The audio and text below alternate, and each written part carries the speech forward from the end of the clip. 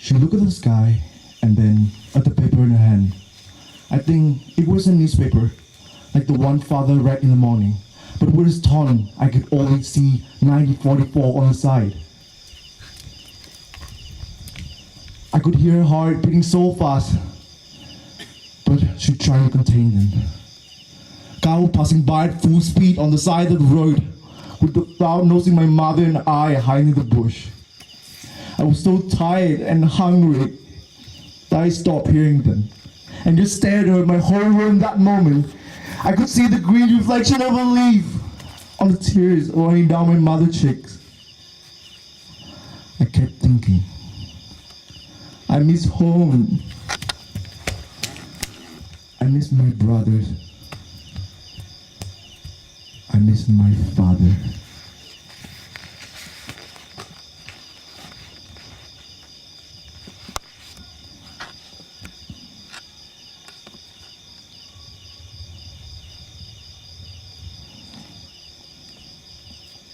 Marie makes the best cookies, and she wants to teach me how to bake them with her. Jean is quiet, except when he drinks wine for dinner. He looks like father and sings and dances with Marie while listening to some French songs that I don't understand. I like the sound of it though. It's so joyful and romantic, like in the movies. Liz, their daughter, and Paul, their son, never leave me alone, so I don't get scared. Paul is the one who found me in the bush alone. I was freezing. I remember the smell of his coat around me and the sound of his boots on the leaves when he carried me home. Marie gave me soup and Jean held me in his arms to warm me up by the fire.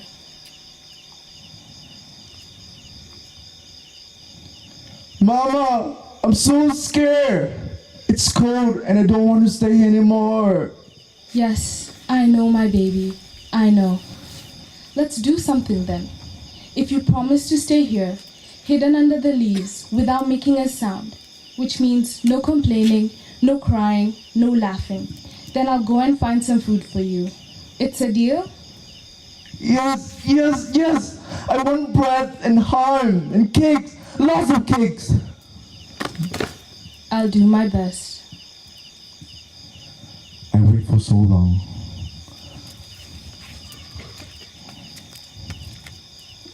All night. But just like my father, she would not come back.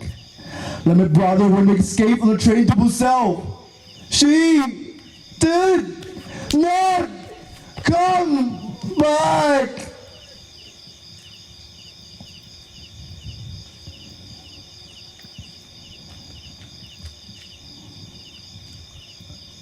Mama!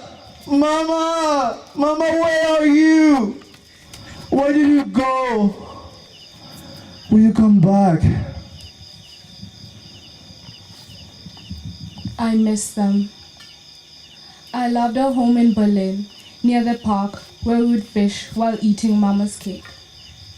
But I feel happy now, because when the bomb started, I got really scared and didn't want to stay. And then we left. We walked for so long and hid in so many places. Father disappeared, and then my brothers too. I was all alone with Mama, and she was being really careful, and we played lots of games together. We hid, we stayed silent, and then ran and ran until we had to hide again. The soldiers never found me because Marie and Jean took care of me. I often tell Marie about my mama and the rest of my family. She cries because of my stories, so I apologize. But then she cries even more. Then she holds me in her arms and speaks French because she doesn't know German or English. And even if I don't understand everything yet, I feel better when she speaks to me. Jean never talks about my family. He looks very angry when he hears the stories. But he once told me that I should never be ashamed of my family, and that he was mad because too many people are ashamed. And that's why they took my family away.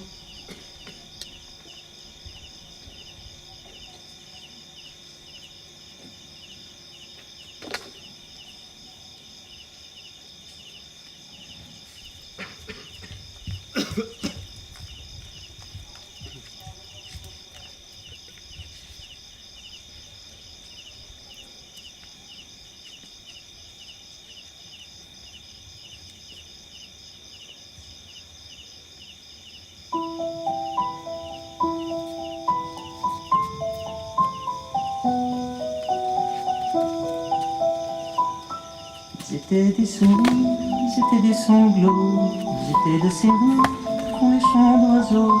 Ils étaient des matins quand on va à bord de mer. Ils étaient cœur chagrin, ils étaient cœur lumière. Ils étaient des poèmes, ils étaient des oiseaux. Ils étaient des jeteurs, du bord du ruisseau. Ils étaient du café, ils étaient du bistrot. Ils étaient étrangers, ils étaient sans drapeau. Ils étaient de Paris, ils étaient de province. Ils étaient cœurs de pluie qui font mon cœur qui grince. Ils étaient pleins de vie, avaient l'œil du printemps. Ils étaient cœurs qui rient quand le ciel est pleurant. Ils étaient des promesses, ils étaient devenus. Ils étaient bien trop jeunes, mais pour devoir partir. Ils étaient fils d'Orient, fils de l'Occident, enfants du paradis, enfants du Bataclan.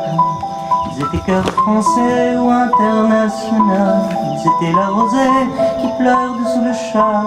Ils étaient des promesses, ils étaient des bourgeons qui font monter tristesse. Ils étaient des chansons, ils étaient des familles, ils étaient des amis.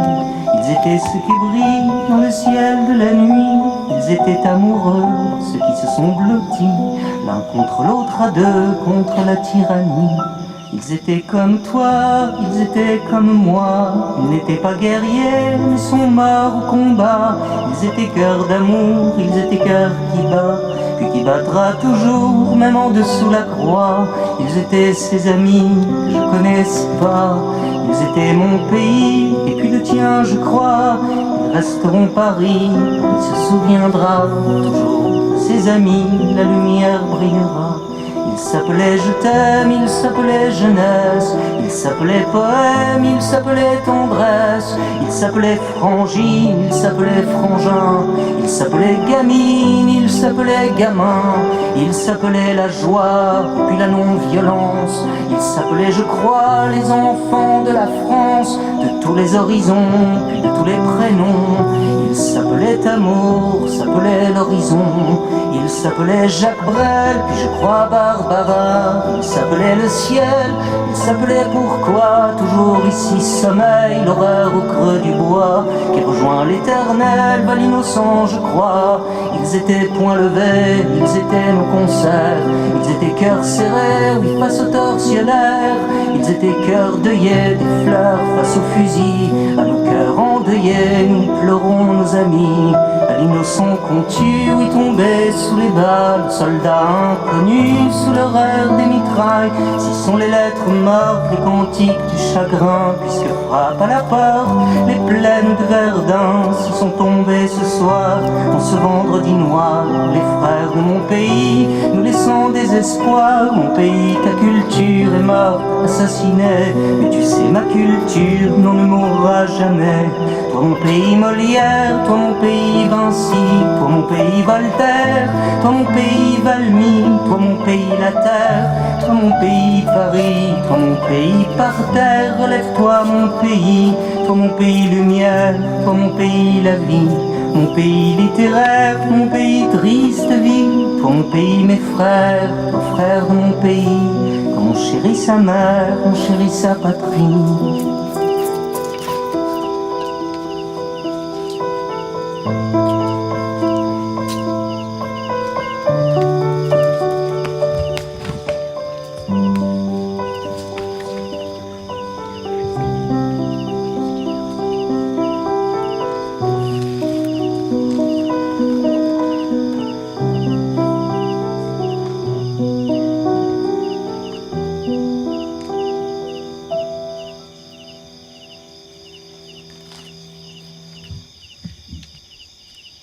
The mountains surrounded the city of Alabja as if looking upon us with benevolence.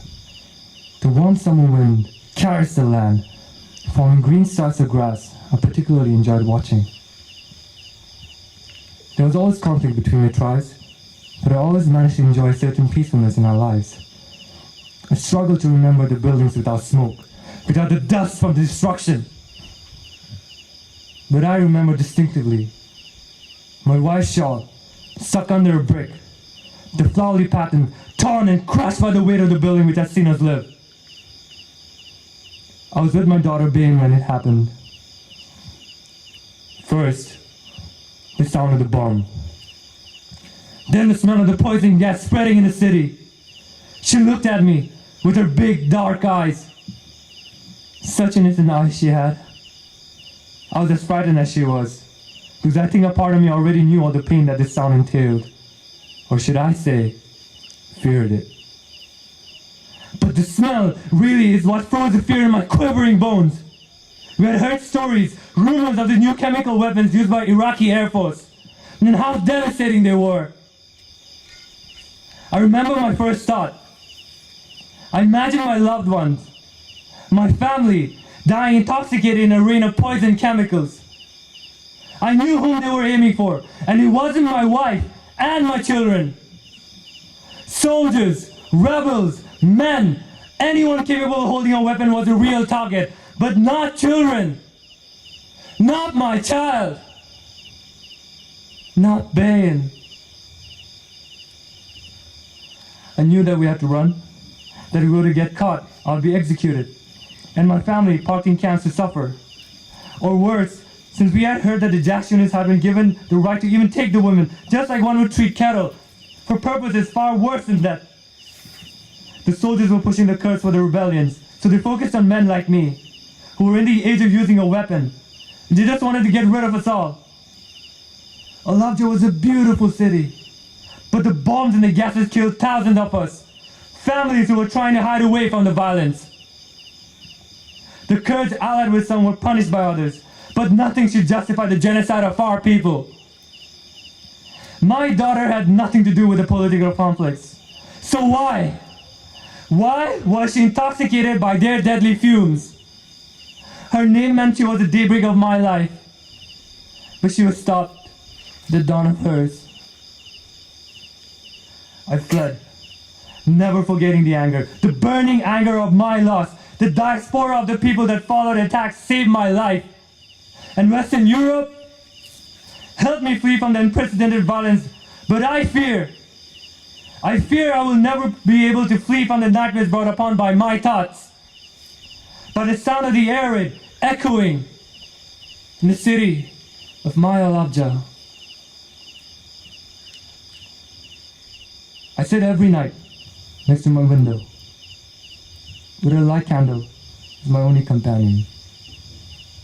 And I remember, I won't let myself forget the black curls of Baron's hair, or the sound of her bracelets when she danced around. But each time, the melancholy in my heart is turned into bitterness as I imagine this sound being one of the shackles around my daughter's wrists. But before my happiness fully fades away, as loss takes a grab of my heart, I write down the few notes I managed to remember. With time, I've let my passion for music turn me into a composer. And my daughter still hides behind every score, dancing in between instruments. The innocent image I have of her is the only thing I will never lose. Wars, rebellions, and alliances brought so much pain. It gave way to a cruelty that I've never witnessed before. But I'm no longer a witness now. I was a performer. A minor role, yes, which consisted in trying to run for my life. But like 4,000 others, I was put at the center of this cruel play because of the culture associated with my people.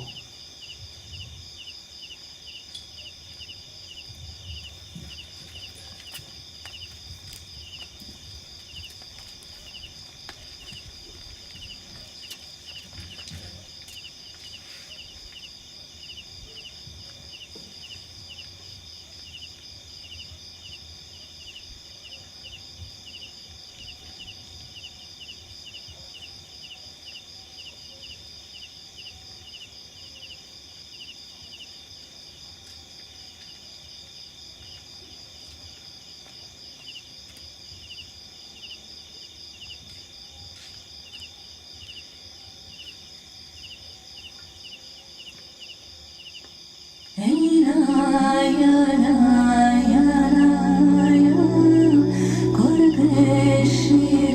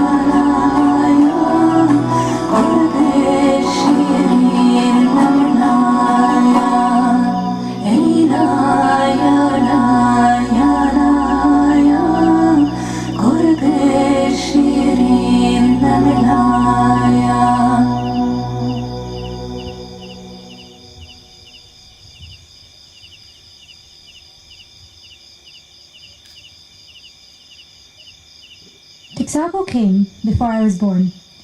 The company made a deal with the government. Our land became their land, and my people had to retreat deep into the forest.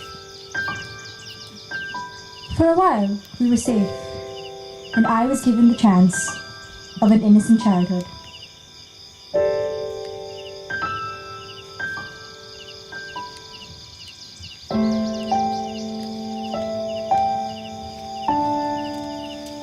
My grandmother used to take me deep into the jungle for days and days and teach me the names and uses of medicinal plants. The tall trees behind us they produced the sweetest fruits that we used to give to the children. From the sap, we made different concoctions to heal rheumatic pain or stomach ache. The leaves we used as plasters, the wood to feed the fire, and the air to feed our souls.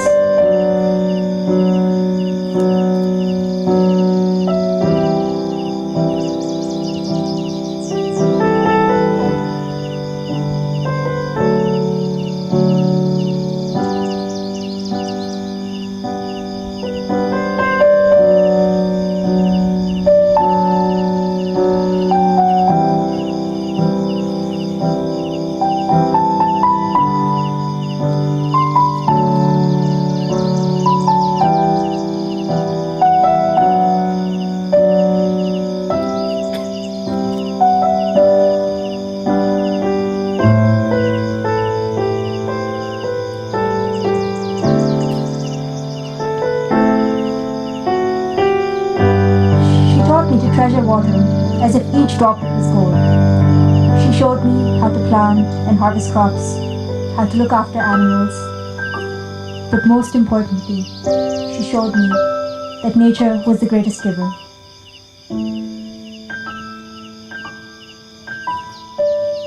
Once in a while, there would be these gatherings. These were always my favorite events. I expected each one eagerly and enjoyed watching my father take out his flute and play traditional songs, my mother cook a scrumptious feast, and my grandmother and I would prepare a sacred drink that only the adults had the maturity to drink. Everyone would come to the gathering, wearing colorful clothes and body paint. We would play music and dance. At night, the children had to leave the gathering and sleep by the big fire. But I always snuck out and climbed one of the tallest trees to observe the rest of the ceremony. Each time, year after year, the traditions left me speechless. Elias, the shaman, would share the drink that my grandmother and I had made with everyone, and they would enter into a trance. As we believed, it opened a portal into the spiritual world where we would invite the colossal spirits to come dance with us.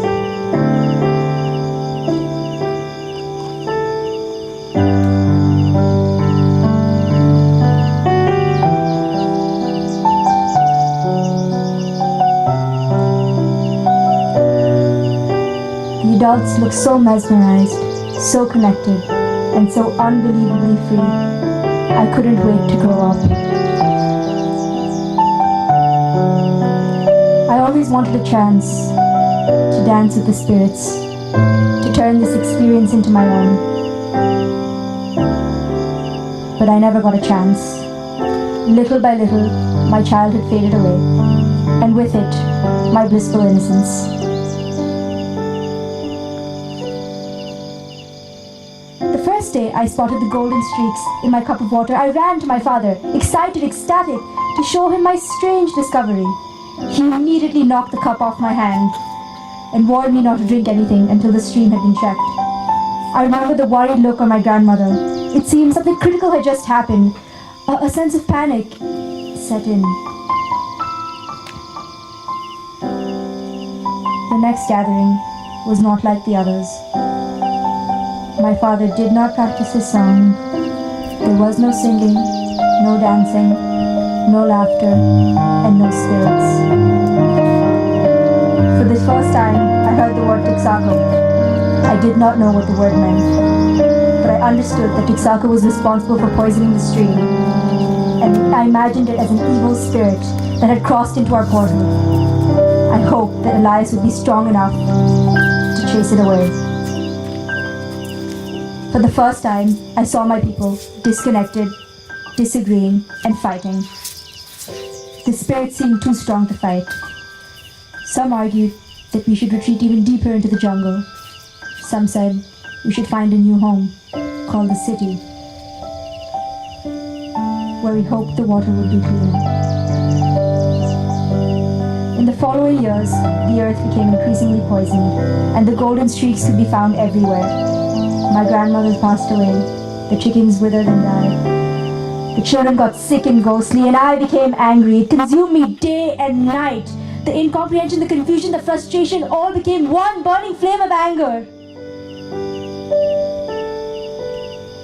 I understood that the city was not one community, but a name for a gathering of people far from the jungle. I discovered that cities were ruled by an even greater evil, named money, far more important than water, trees, or spirits.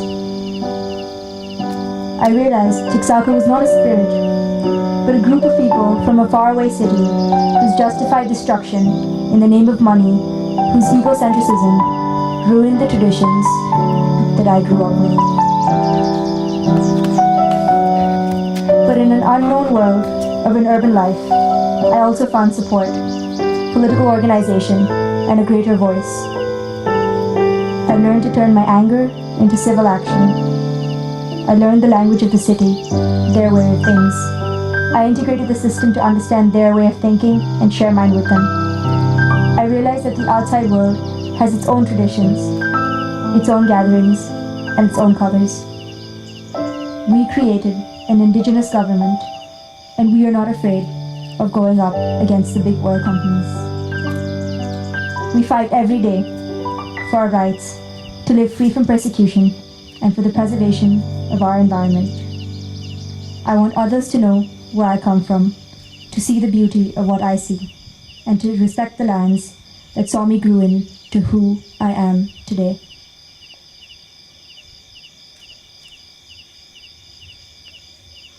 Today is the 14th of August 2016.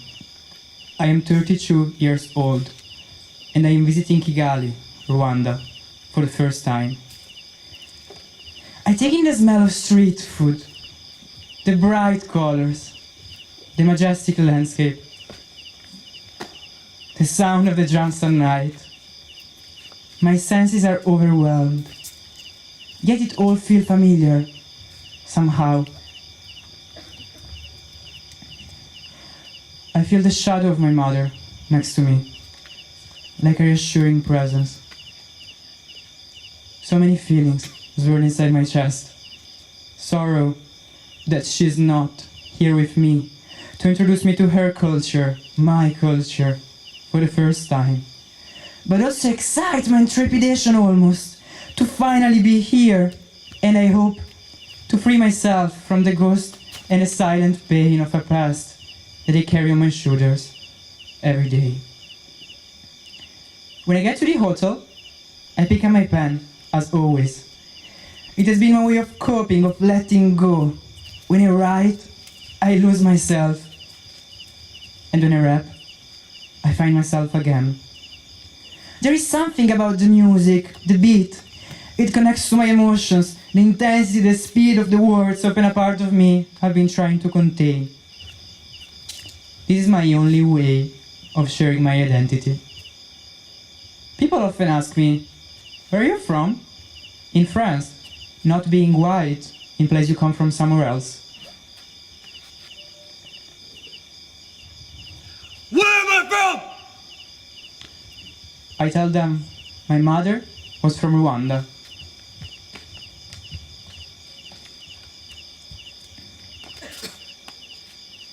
My father was French.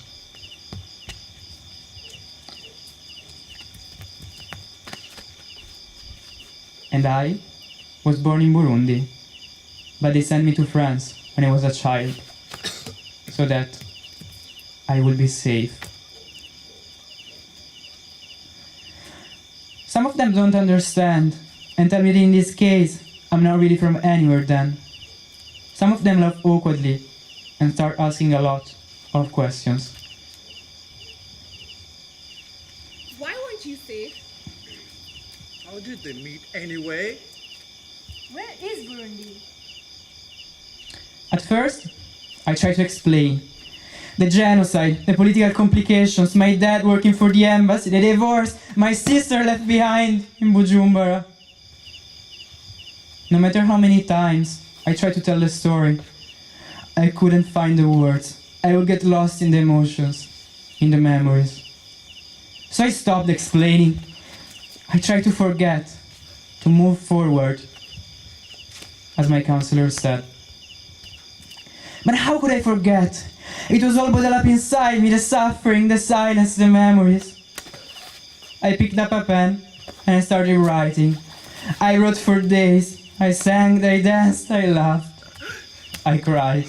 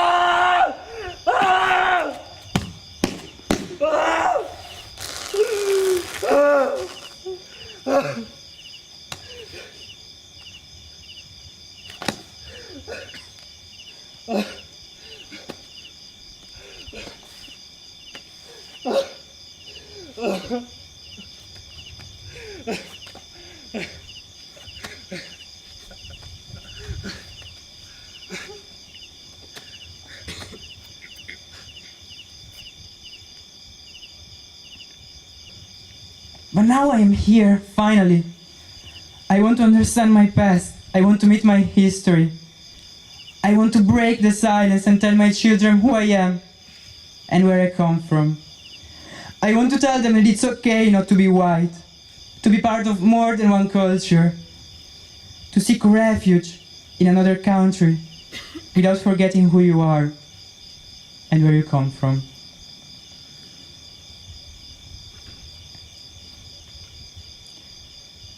I just want to be me.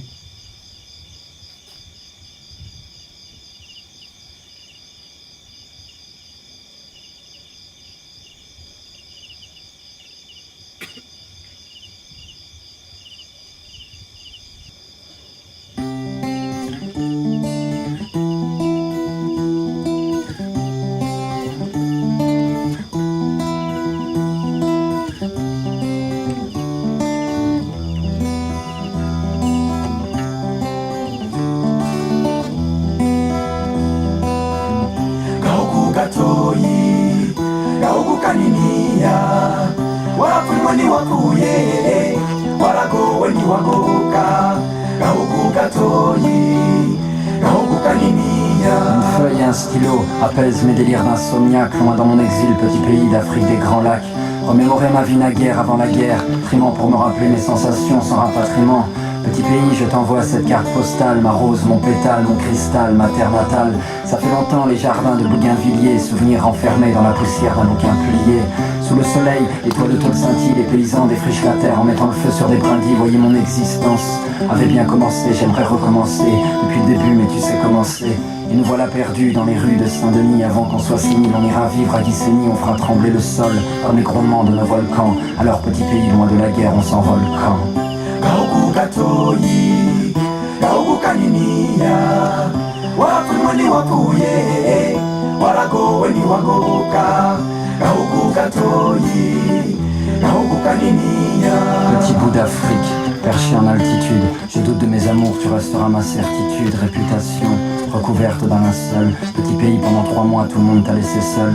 J'avoue, j'ai plaidé coupable de voyir quand tous les projecteurs étaient tournés vers le Zaïre. Il fallait reconstruire mon petit pays sur des ossements, des fausses communes et puis nos cauchemars incessants. Petit pays, te faire sourire sera ma rédemption. Je t'offrirai ma vie, à commencer par cette chanson. L'écriture m'a soigné. Quand je partais en vrille, seulement laisse-moi pleurer quand arrivera ce maudit mois d'avril.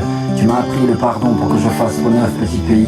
Dans l'ombre, le diable continue ses manœuvres. Tu veux vivre malgré les cauchemars qui te hantent. Je suis semence d'exil d'un résidu d'étoiles filantes.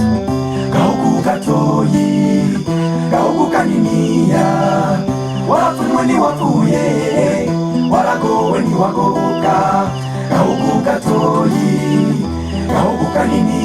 Un soir d'amertume, entre le suicide et le meurtre, j'ai gribouillé ces quelques phrases de la pointe neutre de mon feutre. J'ai passé l'âge des pamphlets quand on s'encanaille. Je connais que l'amour et la crainte que celui-ci s'en aille. J'ai rêvé trop longtemps de silence et d'aurore boréale. À force d'être trop sage, je me suis pendu avec mon auréole. J'ai gribouillé des textes pour m'expliquer mes peines. Bujumbura, des ma luciole dans mon errance européenne. Je suis né il y a longtemps, un mois d'août, et depuis dans ma tête c'est tous les jours la saison des doutes. Je me navre et je cherche un havre de paix. Quand l'Afrique se transforme en cadavre, les époques, ça meurt comme les amours, man, j'ai plus de sommeil, et je veille comme un zamou. Laissez-moi vivre à parole de misanthrope, citez-moi un seul rêve qui soit allé jusqu'au bout du sien propre. Kauku katoyi, kauku kaniniya, wafumweni wafuye, walagoweni wagoka. Quand tu pleures, je pleure, quand tu ris, je ris, quand tu meurs, je meurs, quand tu ris. Petit pays, je saigne de tes blessures. Kauku katoyi, kauku kaniniya, wafumweni wafuye, walagoweni wagoka. Kauku katoyi, kauku kaniniya.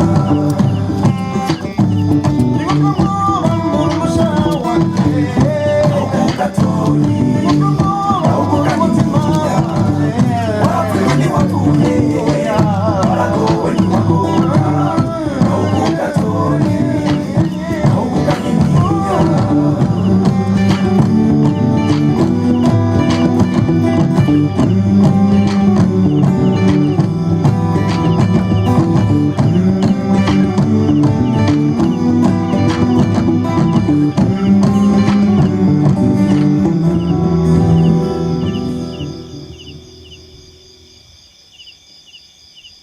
My name is Niri. I was born in 2034 on a small island in the Maldives. You may have heard of them. Before the floods, they were a prime tourist destination, and many were bewitched by this island's beauty. To me, they were home, and in my heart, they will always be home. A magical place, more dear to me than I can describe. My father would often tell me stories from his youth. He had a small boat that he had built with his brothers, and they would go fishing together. His detailed descriptions allowed me to clearly imagine the clear sky above their head as the boat surfed on the turquoise waters, surrounded by white sands and colorful corals. Although corals are harder to imagine, I've never seen one, as most of them were dead by the time I was born. But my father took the time to describe everything to me, and he made sure that I understood where I came from and what heaven these islands were. Today, I want to share that with you. When I turned 6, he took me to the center of the island, near my mother's tomb. And there, we climbed the tallest tree together to observe the embrace between the horizon and the sea. He told me about my ancestors and the importance of roots.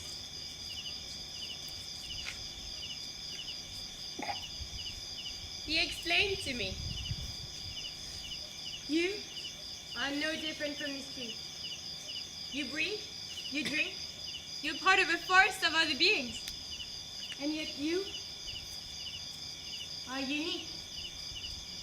You will rise as high as you want, under the eye of an eternal sun, precisely because your roots go deep and strong into the land where you were born. He told me that land is the most valuable gift that nature gave us, and that we must cherish it, for it not only sustains us, but also contains our memories, our culture, and our identity.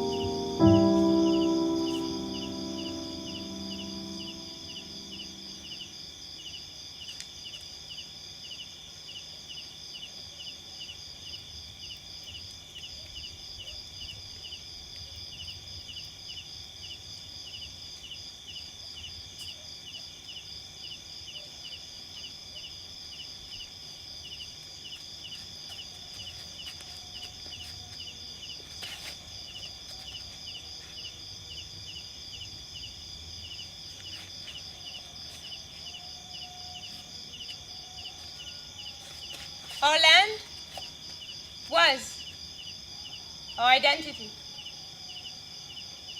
But the world is changing, and very few are left believing in our symbiotic relationship with nature.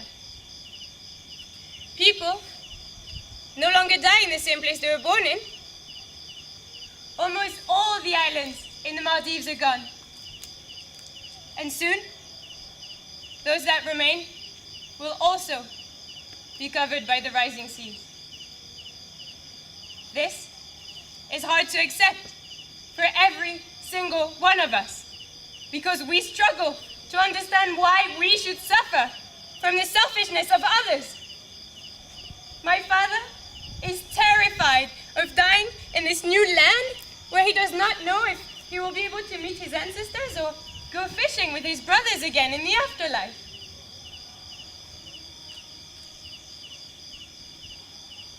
Forced to take us in, these new countries we have fled to were big polluters in the last century, and they're widely responsible for the fate of my people. Tensions arise, some despise us, while others pity us. but too few understand the need for a change of heart. People here are scared of us because we're different and because they know that they can never send us back, as we have no country, no land to go back to.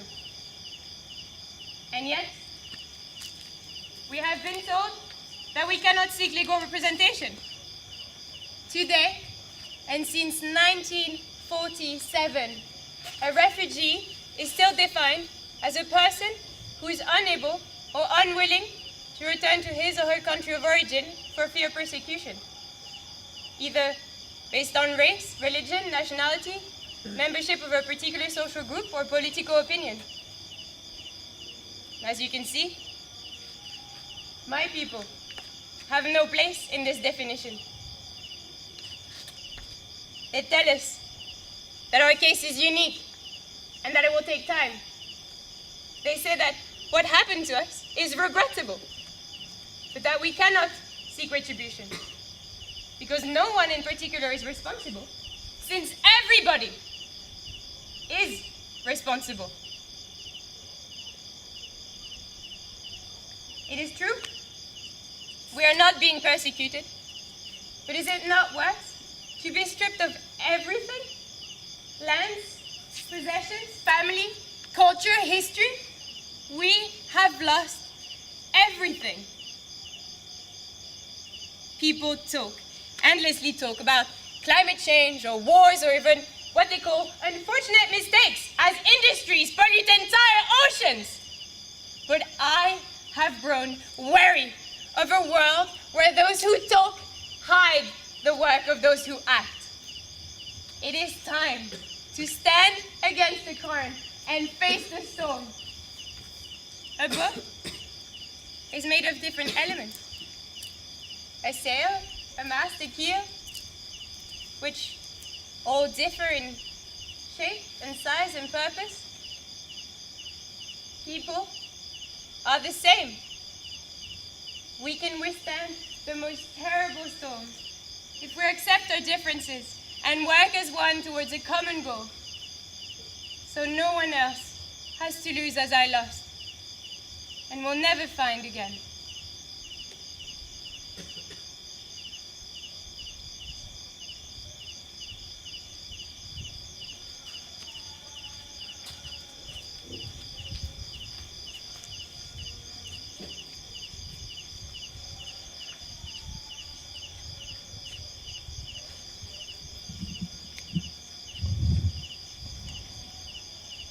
Siradi,